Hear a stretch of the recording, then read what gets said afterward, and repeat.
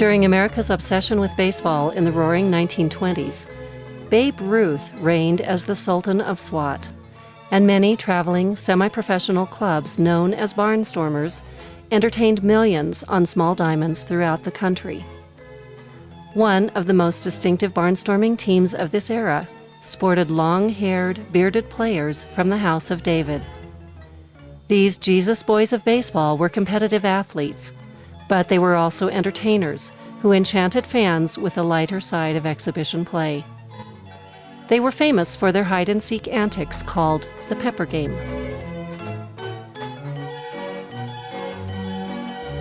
These hard-scrabble bearded boys were dedicated to clean living and fair play, for they represented an outreach testament to their founder, Benjamin Purnell, who they believed was the Bible's seventh messenger from the book of Revelation. Brother Benjamin Purnell was a charismatic preacher, so inspiring he created his own paradise on earth, a religious colony known as the House of David in Benton Harbor, Michigan. Over 1,000 converts contributed their worldly possessions to be his chosen elect, for they believed the end of the world was at hand. Everything they touched seemed to prosper.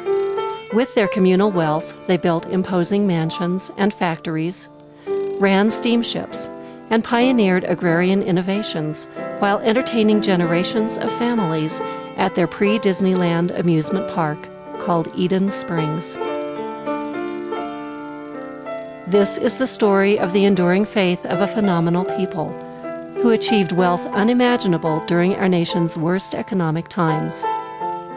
This is the story of their extraordinary talents in music, sports, entertainment, and architecture. This piece of southwestern Michigan history has stamped an indelible mark on millions as a place surrounded by religion, mystery, romance, and scandal. Since their founding in 1903, the Israelite House of David still fires the imagination of the American people. This is their story.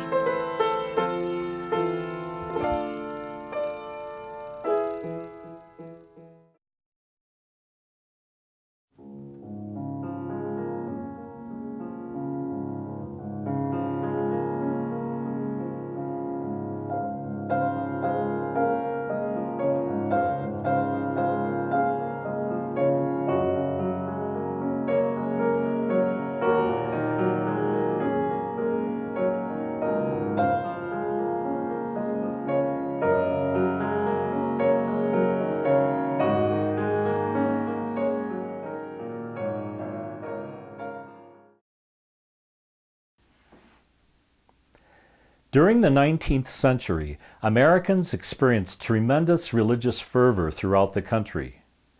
People were trying to cope with their newfound freedoms won from a bloody Revolutionary War.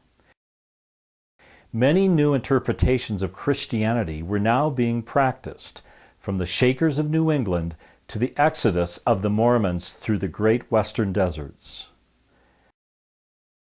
By the 1890s, while the country was still recovering from the horrors of our Civil War, more and more people were drawn to millennialism, those who believed in the second coming of Christ and his 1,000-year reign of peace on earth. It was these believers that Benjamin Purnell attracted with his messianic itinerant preaching. He was a broom maker by trade, and with his wife Mary and children wandered for years in their covered wagon through Kentucky and Ohio. Their first true converts were a wealthy farm couple, Silas and Cora Mooney. They financed the publishing of Benjamin's first book, The Star of Bethlehem, and helped to establish the Purnell's first church in Fostoria, Ohio, calling it God House. Their main teaching centered on the eternal life of the body. In a short time, they had over 100 followers, convinced of everlasting life here on earth as taught in the book of Revelation. But when their daughter, Hetty Purnell, aged 15, died in an explosion at the local fireworks factory, people became skeptical of Benjamin when he refused to acknowledge her death. Members and townsfolk eventually ran the Purnells and Moonies out of town when they refused to bury her.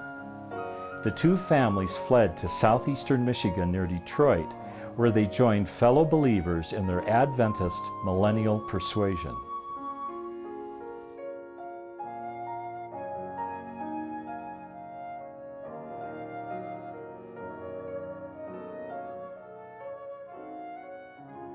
When Benjamin attained his seventh messenger status, he found his most avid followers in the Boschke brothers from Benton Harbor, Michigan. They owned a successful wagon and carriage works, second only in the world to Studebaker, and had recently designed and built one of America's first automobiles. The Boschkes pledged to give their entire wealth of over $400,000 to Benjamin's cause, now called the Israelite House of David.